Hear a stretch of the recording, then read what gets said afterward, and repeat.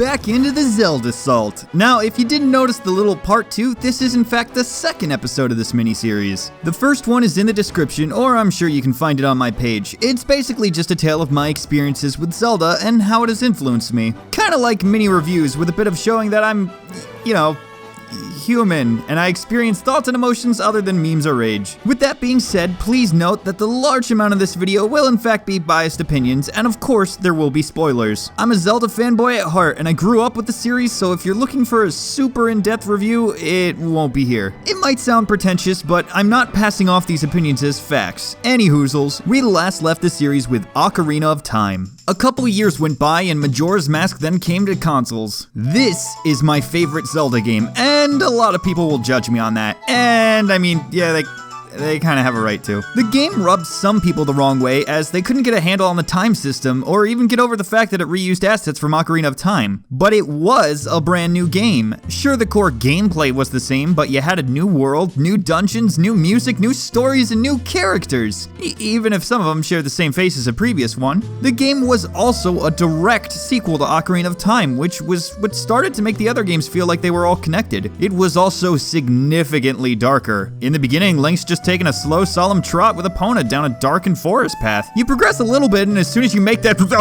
what?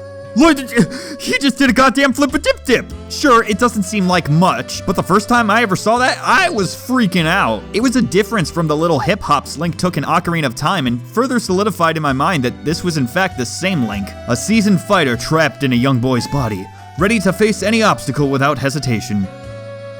I mean, that's reading into it, but that's what I got. The game is stuck on a loop of 3 days, giving the player the ability to slow, speed up, or even turn back time. A lot of people hated this feature, and sure, it's not the best. I've really only had it bite me in the ass once when I was in the Great Bay Temple fighting George and had the clock run out on me due to poor management, which led to a heavy bout of anger. Fuck that fish. But that's what it came down to, management, which admittedly was a little new for Zelda gamers. Prior to this, we really only had to deal with item management, not time management. When you actually dive into the game, the whole tone of it is despair and hopelessness. Everyone fears the entity of the moon, which even now is still pretty damn creepy / silly. They all fear it'll fall. Some openly express it, others hide behind their denial, but ultimately, everyone is scared. This was new to me. Even in Ocarina of Time, everyone seemed to be like, it's all good, someone's gonna kick this dude's shit in. But everyone was terrified in Majora's Mask. NPCs weren't much in previous installments, but the ones in this game had schedules, families, personalities, they had their own story to tell. Sure, Ocarina of Time sent me to a new world and on a quest, but this game let me live in it. I could get to know these characters, past a line or two of dialogue, and even help some of them on their own journeys. Well, to a point. Part of the charm and draw for me when it comes to Majora's Mask is simply the overarching feeling that you can't help everyone. No matter how often you turn back time, someone will still wind up hurt by the end. The characters whose bodies you inhabit through their masks will still remain deceased even if you complete all the quest lines and fight Majora at the end. The game also scared me pretty bad as a kid. I mean, the whole game was pretty dark, but I mean, when I got to Akana Valley and there were these hooded red lanky ass motherfuckers, mummies surrounding a house, and then of course, it spooked me, which I hadn't seen much of in a game outside of Redeads from Ocarina of Time. Sure, my dad played things like Resident Evil when I was little, which was spooky, but I was expecting spooks. To have it in a Zelda game was basically having a place called Sunshine Valley, free french fries inside. And when you get inside, everyone's dead and maimed, and it's so sick you can't even enjoy your french fries. Every part of the game just filled me with emotions, and still does to this day. I even try speedrunning it here and there, and this game too offers some pretty fun and unique paths that go against the predestined Woodfall, Snowhead, Great Bay, Ikana route that the game clearly wants you to do. Which was one of my gripes about the game. The world does feel a little closed off. It felt less like a gigantic realm and more of a hub a la Mario 64, with the 4 areas essentially being paintings. Plus it too followed the already dated formula Ocarina of Time used, with having areas be locked behind needing items you could only receive by completing a previous area. Something that could have fixed that would have been having all the sub-areas joined together somehow, make the world feel a little more connected. It did do a decent job allowing you to see the landmarks of other areas in your current area though, but one thing that does help was the ability to warp very early on, with many places to warp to. Any owl statue you activate becomes a warp point, making it very easy to get around. The masks were great, each one giving you some new ability, stat boost, or unlocking parts of a side quest, which, as mentioned, the game had plenty of, and got much more in depth than just go over there and grab that please. You'd need to learn of character schedules and snoop around a bit too. Plus, like a The Andrew quest is just fantastic, bringing you into a little puzzle gauntlet where you can control an NPC. Some side quests did just yield money, but rupees were actually needed in this game. The game just promoted exploration. Even in dungeons, tying unique power-ups and items behind rescuing all the stray fairies from any location. But despite all of that, it also gave you access to essentially 3 new playable characters that didn't really take too much time to jump into. They were basically a powered-up Link for a set area. Even the whippy little Deku could be used to stun enemies and slobber over them for simple damage techniques. The Goron is a blast to play as, rolling around like a fucking Sonic character, and those punches, The Zora is fun too when you're in the water areas getting to flip around like a dolphin, but they kind of ruined that in the 3DS one. But having those forms didn't limit Link's gameplay outside of a few dumb designs of quick swaps between human to a different race. The game was filled with charming side quests, symbolism, complex themes, and some of my favorite dungeons in the entire series. Plus, it has a lot more micro dungeons, which are pretty fun. Ocarina of Time, when having those, was basically a little hallway with maybe a silver rupee puzzle in there. Majora's Mask has an entire area devoted to sneaking around and fighting mini-bosses, as well as a castle filled with traps and dead things. I always have fun whenever I jump back into Majora's Mask. Hell, at the moment, I can beat it in like 6 hours, which isn't amazing, but always makes for a fun single session play. I think I'm always drawn to it because despite having the cartoony, almost anime look of Zelda, it still gets dark, which for me is always a pull. Hell, a few of you may have seen my original series, Sig and Tessa. Look at it. Look at how fun it is. Look at how they're all happy and whatnot. I'm gonna make them suffer when the series actually kicks off. I'm gonna make them cry. And it's Majora's Mask's fault. When the GameCube had come out, a few tech demos were released. The infamous Space World demo showing a more detailed Ocarina of Time Link fighting Ganondorf had raised hype levels to all who were fans of the series. And then a lot of people hated the Wind Waker style, some still do. But as someone who was getting into animation at the time, I fell in love with it. Hell, I even tried mimicking the style quite a few times in my early days of drawing. Wind Waker was the first game I had seen such cartoony actions and characters. Sure, previous entries had unique and memorable characters, perhaps doing cartoonish things, but even back then, there was still more of a 3D feeling. Wind Waker felt like a cartoon for me. The style and colors of the game had caught my eye in no time flat, and when I set out on that journey, it started with one of my favorite pieces of music from the entire franchise. The opening of the game starts off with a legend. Not a tale of what's happening present day, not a tree mumbling to a fairy, it tells a legend of Zelda.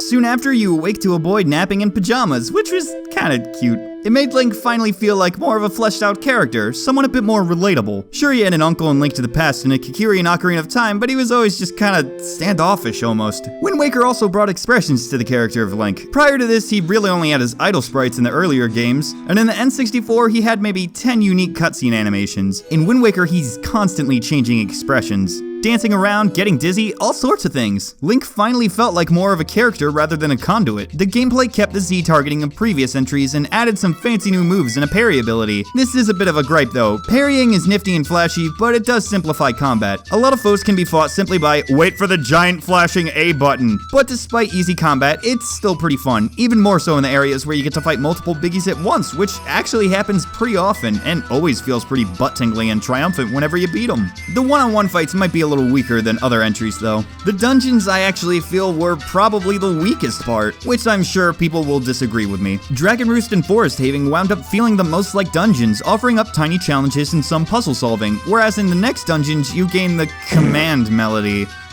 which is one of my least favorite aspects of the game. It allows you to take control over another character, the first one being a tiny hippity-hop statue, which are literally just move. No specials, it's just kind of tedious and boring.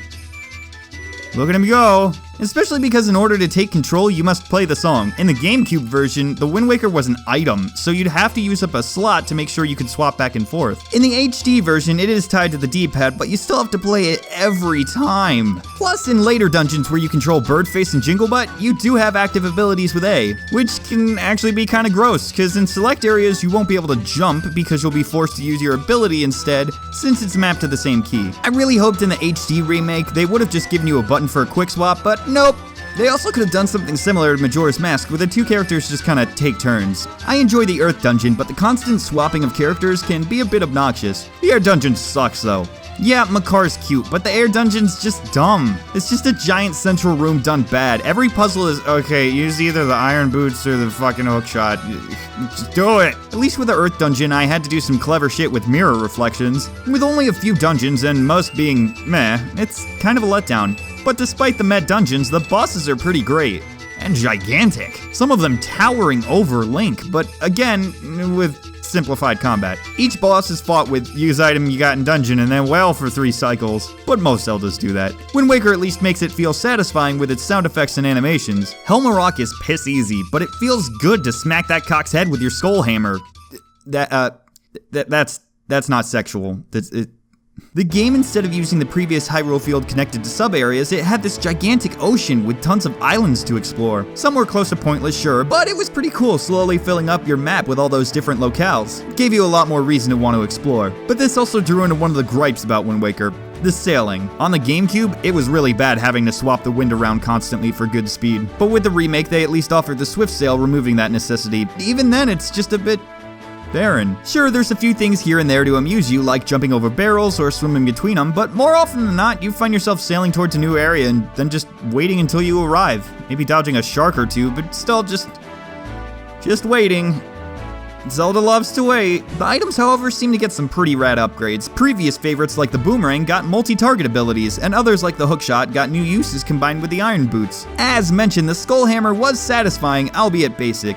And the Deku Leaf was a giggle and a half to use, even if it cost magic to fly around. The pacing could be rather poor at times. For instance, in the start, you fight for 2 of these pearls through giant dungeons and huge bosses. And the third is just...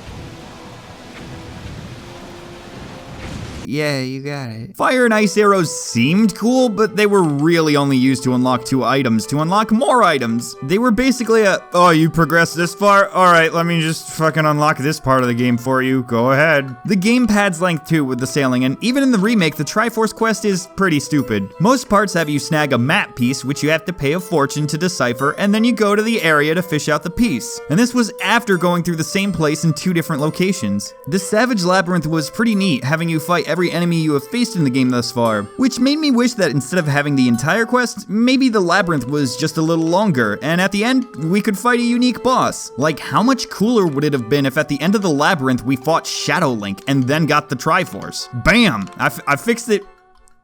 I fixed the quest. A lot of people love Wind Waker Ganondorf, and he's pretty cool, but where is he 90% of the game? I know he's like in the tower, but like, where's his presence? People fell in love with him for like 5 minutes of dialogue at the end of the game. So imagine if he had more of an impact or influence on the rest of the journey. It was pretty intense feeling the progression of returning to the Forsaken Fortress, rescuing your sister, scaling the Helmrock's room, and then fighting the beast on top, with a starlit sky in the background and the spotlights illuminating the backdrop. After downing the beast, you sport your nifty new Master Sword ready to take on G-Tier, and then, oh, whoops, you still suck. But don't worry, Valu's got your back. Like, that part combined with Hyrule before and after were just phenomenal. So I don't even want to get into, okay, I'm gonna get into it. What's with Ganon's tower in this? It's just a ton of boss rehashes where it doesn't even let you use your new items to face them. Also, just...